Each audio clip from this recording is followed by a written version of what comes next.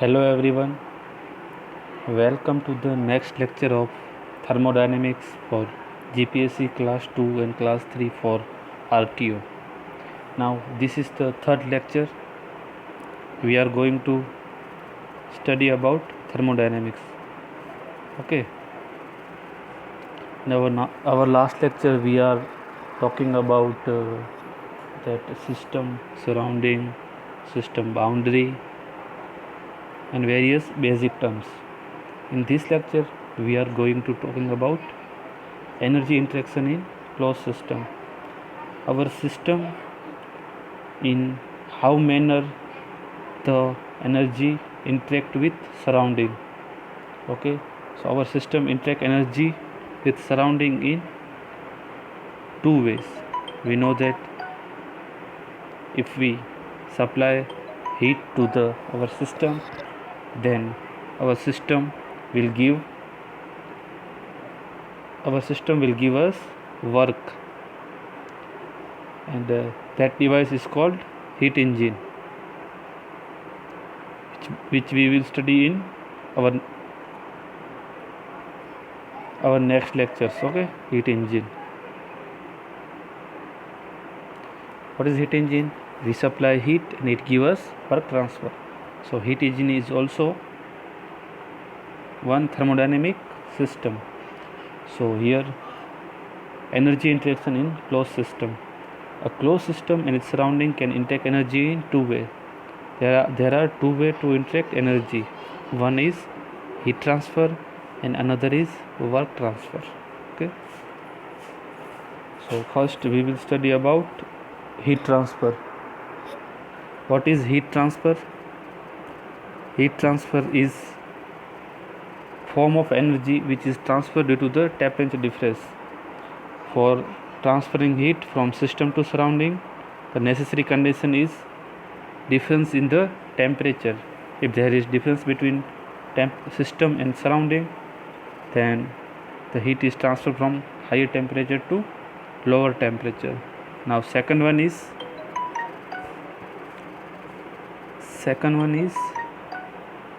the transfer of heat on the system to surrounding can possible in three ways. There are three modes of transfer of heat. First is conduction, convection and radiation, which we will study about in our heat transfer subject. Okay. Conduction due to molecular collision which occurs in solids. Convection is there is a fluid medium between one system and surrounding. And radiation is due to thermal radiation. If body have very high temperature, then it radiate energy in the form of wave, which is called radiation. Okay. Now we will move forward. What is our new? The temperature difference is driving force in case of heat transfer. We already know that temperature difference, if there is temperature difference, then there is transfer of heat. Okay. Now the heat transfer takes place at boundary of system. Where heat transfer takes place? Boundary. Okay, it is boundary phenomena. So heat is transferred from the system boundary to surrounding. Okay. Now there is sign convention, which is very important. We must have to keep in our mind that how we use sign convention. Okay. When heat is supplied to system, it is taken as positive. If we supply heat to system, it taken as positive. When heat is rejected from the system, it is taken as negative. Okay, this is our system and we supplying heat. Okay, then it is taken as positive. If this system is reject heat, then it is taken as negative. Okay, if we supplying heat means we are using the heat. Okay, if we use heat energy and convert it into another form of energy, then it is a positive phenomena. So it is taken as positive. And here system reject the heat to the surrounding, means we lost heat here, it is negative phenomena, so it is taken as negative. Okay, now there are two type of wall. Okay, wall, first one is diathermic wall. A wall which permit the flow of heat is called diathermic wall. There is wall between system and surrounding. Okay, if it permit the flow of heat, then it is called diathermic wall, and if it does not permit the flow of heat, then it is called adiabatic wall. A wall which does not allow flow of heat is called adiabatic wall. So we also hear about adiabatic process. What is adiabatic process? Is the process in which no transfer of heat takes place. There is no transfer of heat takes place in the adiabatic process. Okay, so we move forward. Now we will move to our next topic, that is types of heat. Okay, there are various types of heat. The first one is latent heat. Okay, what is latent heat? Amount of heat required to change the phase of substance at constant temperature and pressure. If we supplying heat to the any substance, then if phase of substance is changed due to our heat supply, then it is called as latent heat. But during the phase change, the temperature and pressure of the our substance remains constant. Okay, must kept in mind. Okay, now our latent heat are also divided into four types. First is latent heat of fusion. What happens in latent heat of fusion? Fusion is the process of conversion of solid to liquid at constant temperature and process, and during this the supply of heat is called latent heat of fusion. Okay, now second one is latent heat of vaporization. What is latent heat of vaporization? Vaporization is the process conversion of liquid to vapor, and if we supply heat for this, then it is called latent heat of vaporization, because here phase is changed from liquid to vapor at constant temperature and process. Okay, now what is third one is latent heat of sublimation. Sublimation is the process of conversion of solid to vapor. It is also phase change, and heat associated with sublimation is called latent heat of sublimation. Okay, now latent heat of ebullition. Ebullition is the process of changing vapor to solid. Okay, and heat required to do so is called latent heat of ebullition. Okay, here latent during the phase change, the temperature and pressure of the substance remain constant. Now we will move next topic, sensible heat. What is sensible heat? Sensible heat is amount of heat required to change the required temperature of substance. Okay, if there is change in temperature, of the substance, then heat associated with this change in temperature is called sensible heat. Okay, now here is the one example which is given below. We are taking ice at minus 25 degrees Celsius. Okay, then we are supplying heat to it, and now the temperature of ice is changed from minus 25 degrees Celsius to 0 degrees Celsius. So here is change in temperature, so it is called sensible heat of ice. Now we are again supplying heat. Now the temperature of ice is remained constant, but its phase is converted from ice to water. Here is phase change. Okay, so it is called as latent heat, and this is process is fusion, so it is called latent heat of fusion. Again we supplying heat. Okay, now here what happened, here the temperature of water is changed from 0 degree Celsius to 100 degrees Celsius. Here temperature is changed, so it is called sensible heat of water. Okay, now again we supplying heat. Now what happened, water is converted into steam. Okay, water is converted into steam. What happened here, water is get converted into steam. Here phase change is occur, so again it is latent heat. Okay, but here water is get converted into vapor form, so it is called vaporization, and heat associated with it is called latent heat of vaporization. Now again we supplying heat to it. Now what happened here, 100 degree Celsius steam get converted into 125 degree Celsius steam, and here temperature is increases. So what happened here, temperature is changed, it means it is sensible heat, and it is converted into steam, so it is called sensible heat of steam. Okay, now we are going for our next topic. It is third form of heat, which is called specific heat.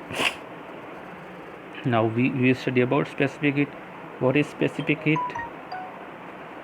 Is the amount of heat required to change the unit degree of temperature of substance having unit mass. Okay, what is specific heat?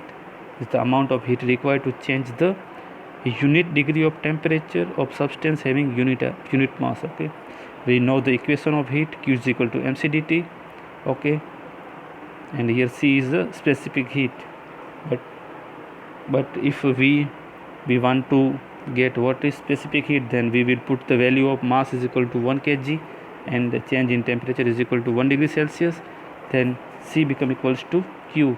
So when 1 kg mass is heated and its temperature is changed to 1 degree Celsius, then heat associated with it is called specific heat. Here specific heat for various substances given for air.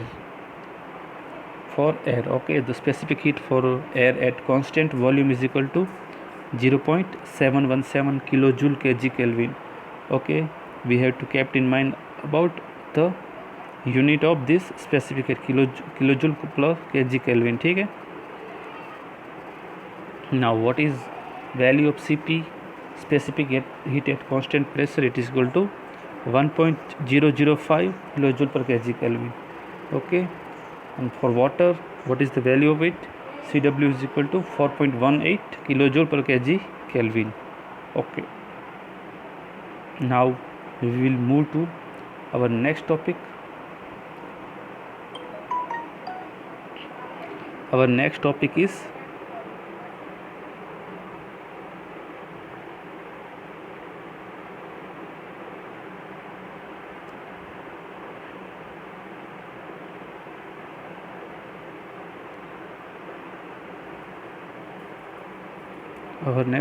is about work transfer.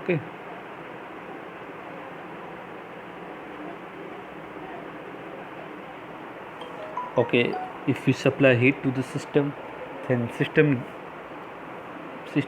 means heat engine. Okay, heat engine give us work. Okay, so we will study about work transfer. What is work? Work is amount of energy transferred from one body into another body virtue of pressure difference. If there is pressure difference between two body, then work is transferred from higher pressure to lower pressure. Okay, if work is flow from the system, then it is taken as positive. If any system give us work, then we take it positive, and if we supply work to system which is negative phenomena, so it is taken as negative. Okay, now work done by closed system. What is work done by closed system or PDV work? Let us consider a piston and cylinder assembly. Okay, first its pressure is P1 and its volume is V1. Then we applying force F on the piston, its volume and pressure is changed to P2 and V2. Okay, here see in the PV diagram, first is pressure P1 and volume V1, and we applying force, or we are compressing it in the piston cylinder. Then pressure increased to P2 but volume decreased to V2. Okay, as we know that area under this PV diagram is called a work transfer. Okay,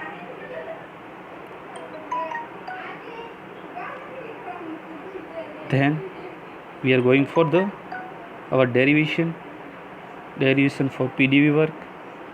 Okay, so we know that what is work done is equal to F dx. Okay, force into displacement, we can write is equal to F into dx. Okay, force upon area into dx. Okay, we are here multiplying and dividing by area. Okay, now force upon area become pressure and area into dx become volume.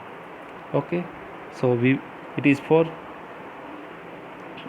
a small change. Okay, now we are integrating this for full process. Then we will get work done from 1 to 2 is equal to integration from 1 to 2 PdV.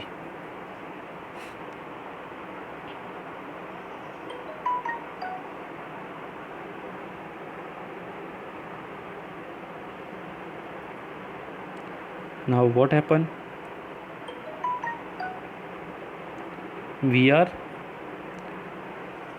taking constant pressure process. Okay, if the process is constant pressure process, then our equation become P integration from 1 to 2 dV. Okay, and work done from 1 to 2 become P V2 minus V1. Okay, this is our PdV work, or it is the closed system work. Okay, now we will move to our next topic. It is about path function and point function. We will discuss about what is path function and what is point function. Path function are those functions which depend on the path followed by system. Path functions are depends on the path followed by system. Okay, if our system going from one state to another state, then our function depend on this path, then it is called path function. Here the example of path function are heat transfer and work transfer. Okay, and path function are also inexact and imperfect differential. Okay, we cannot properly convert it into differential or properly integrate it. Okay, so we will call it inexact or imperfect differential. Okay, so the path function is written as, if we integrate it, okay, then we write as q1 to 2. Okay, this is the right way. We cannot write it as q2 minus q1. Okay, and same for work done is written as w1 to 2. We cannot write it as w2 minus w1 because it is imperfect or inexact differential. That's why we write like this. Okay, we cannot write this like this. Okay, now we will move to point function. What is point function? Point function are those which depend on the initial and final state of system. These functions depends on the initial and the final state of system. These are called exact or perfect differential. Okay, we perfectly differentiate it, so it is called exact or perfect differential. Now what is the example? all thermodynamic property are point function. All the thermodynamic properties are point function. Okay, if we integrate dp from 1 to 2, then it is p2 minus p1. Okay, we cannot write it is p1 to 2 because it is exact or perfect differential. If we integrate dv, then it written as v2 minus v1. We cannot write as v1 to v2 because it is exact differential. Okay, now we understand about path function and point function through PV diagram. This is our PV diagram. Okay, this is one state and this is second state. Okay, here pressure P1, temperature T1, volume V1, pressure P2, volume V2, temperature T2. Okay, we know that area under PV diagram is called work. Okay, here if we follow path from 1 to 2, if we follow another path 1 days and 2 days, then area under this will become increase. Okay, so it is depends on path. If we change the path, then work done is also increase. So it is depends on the path. Okay,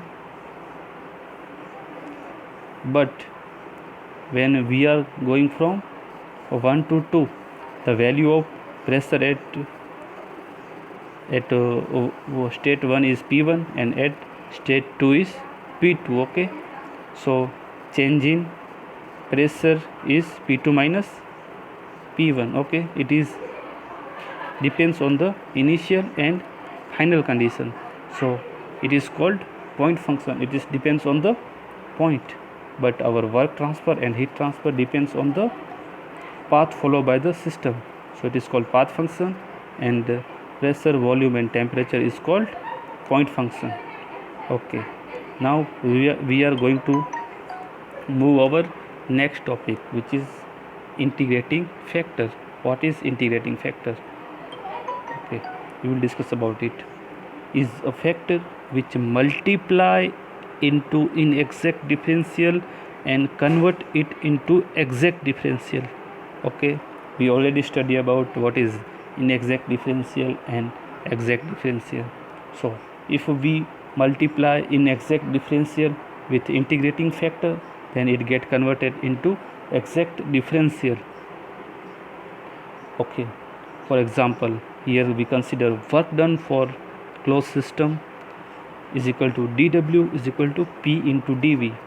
dW, it is the work done which is inexact differential, is equal to P into dV.